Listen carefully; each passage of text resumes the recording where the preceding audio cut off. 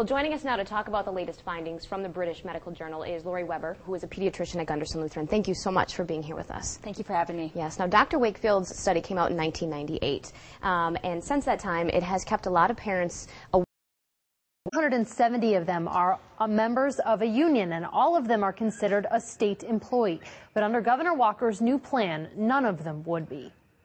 Jobs, jobs, and more jobs. A very targeted focus for a new Wisconsin Economic Development Corporation, a public-private replacement for the Department of Commerce. Looking at the future, we need to make sure that we are To find a cause for autism, and the symptoms of autism happen right after those one-year immunizations when they get their first measles, mumps, and rubella vaccine.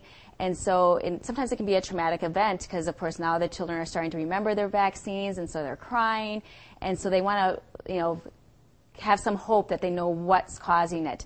And now that we know that this vaccine study was flawed, we have just more ammunition to tell parents that what we've been saying all along is that vaccines are safe. Absolutely. And in your practice, when parents come in and it's time to get those immunizations, have you heard a lot of concerned parents? Are they asking you questions about what they've heard from this one doctor's research from 1998? Yes. On a weekly basis, I have at least one parent that has questions or concerns about the side effects, especially of the measles, mumps, rubella vaccine, and if any preservatives that are in vaccines like thimerosal.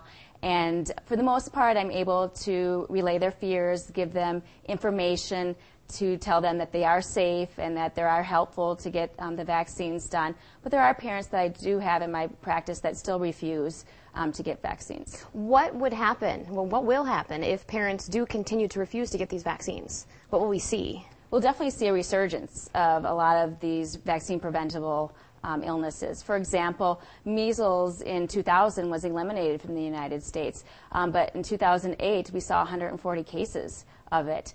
So we are seeing it because although we might have gotten rid of it in the United States, we now travel all over and it hasn't been eliminated from the world. And so as we travel, we bring those diseases back.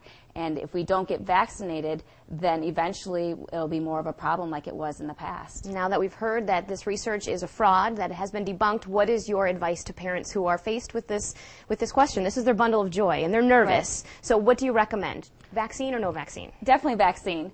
But ask your pediatrician, ask your family practitioner, get your answers from them. They can help give you the information to let you know that it is safe to get the vaccines, right. And it will prevent more serious diseases and illnesses that they can be faced with that can actually end up in the hospital, seriously ill, and even with death sometimes. All right, Lori, thank you so much for your time.